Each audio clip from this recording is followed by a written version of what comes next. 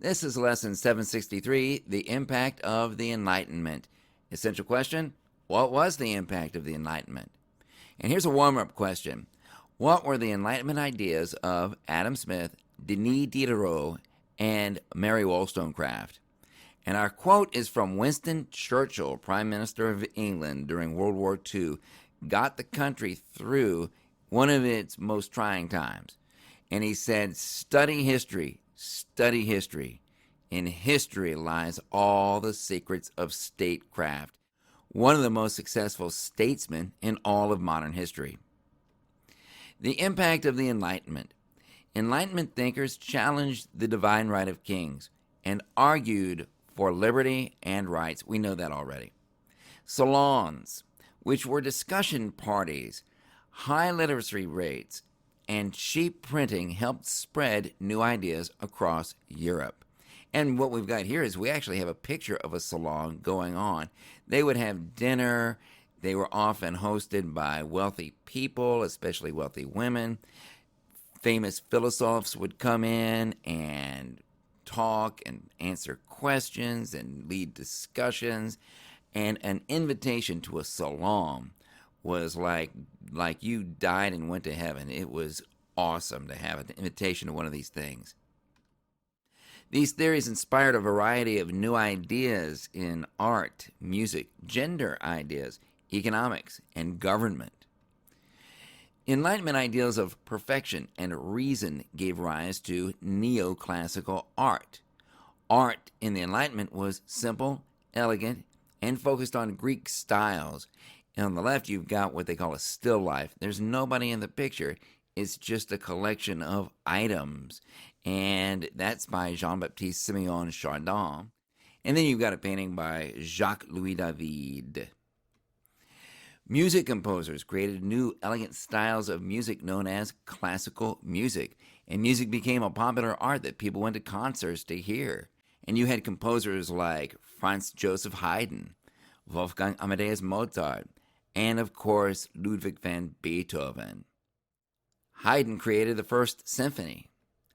Mozart set a new standard for originality, and Beethoven used emotion and range to move music beyond the classical style into what we would later call Romanticism. Economic impact of the Enlightenment. One of the most important Enlightenment ideas was the theory of capitalism and laissez-faire economics by Scottish professor Adam Smith. Let's talk about what capitalism is. Under capitalism, individuals and businesses own property and the means of production. In other words, means of production means machines, buildings, factories, farms, things that produce stuff, employ people, and make money. Progress results when individuals follow their own self-interests. In other words, they do a good job because they want a profit. Businesses follow their own self-interest by competing for the consumer's money, and each business tries to produce goods and services that are better and less expensive than those of their competitors. Consumers compete to buy the best goods at the lowest prices, and this competition shapes the market by affecting what businesses are able to sell. And finally, the government should not interfere in the economy because competition creates efficiency in business. Capitalism is an economic model based on private ownership of property and the desire to make profits. The term laissez-faire literally means hands off, and it's the idea that the economy thrives when the government interferes with businesses as little as possible and allows a free market to operate. According to Adam Smith, price is determined by two things: supply and demand. Adam Smith believed that in a free economy, where people were allowed to do what they did best, and where there were as few government regulations as possible, the economy would regulate itself as if an invisible or unseen hand were guiding its decisions, and those decisions would always be right. An economic climate of fair competition where all the players acted in their own self-interests, would benefit everyone. So let's check out a few situations and see what Adam Smith would do. Situation number 1. The economy has taken a turn for the worse. Sound familiar? The president believes that the government should get the economy moving again. He wants to pass laws that require individuals and businesses to follow the government's advice about what should be produced. What would Adam Smith say and why? Smith would be on the side of relying on the market to improve the economy. He definitely would prefer the invisible hand of a free market economy to the visible boot of the government.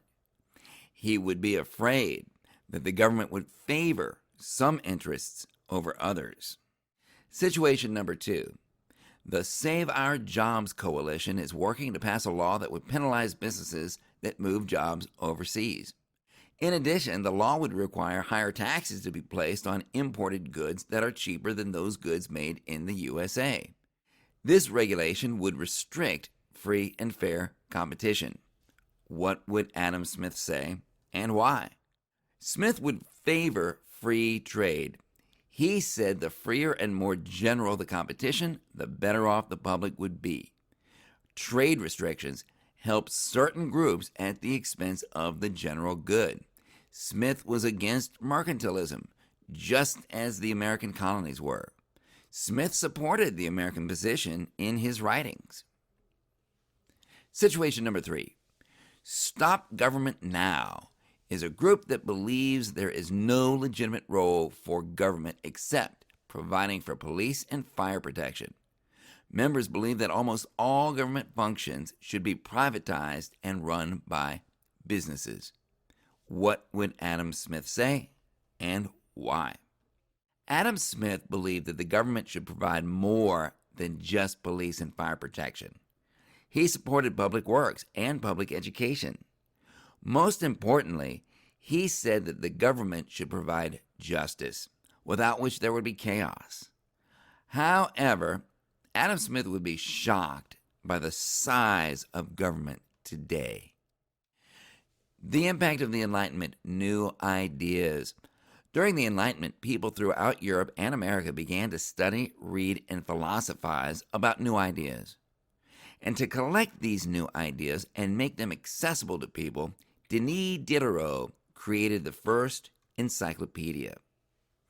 The encyclopedia included essays and sketches on a very wide variety of political, scientific, and cultural ideas.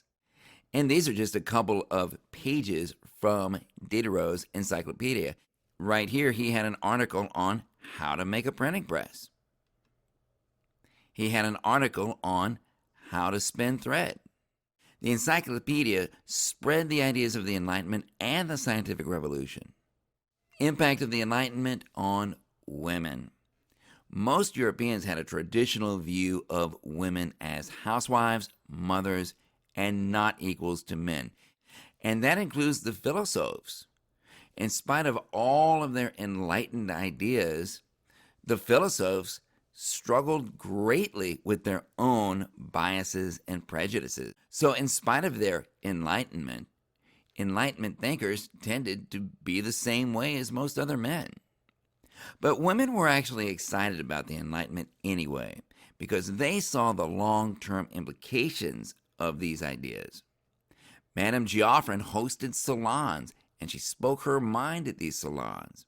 Some women, like Mary Wollstonecraft, argued for more opportunities for education and professions. The impact of the Enlightenment upon kings. Enlightenment philosophers attacked absolute monarchs like Louis XIV and Peter the Great, who we'll study soon. Most Enlightenment philosophers believed that the best form of government was a limited monarchy that respected citizens' rights. Some powerful monarchs, known as enlightened absolutists, listened to these new ideas and tried to improve the lives of their citizens.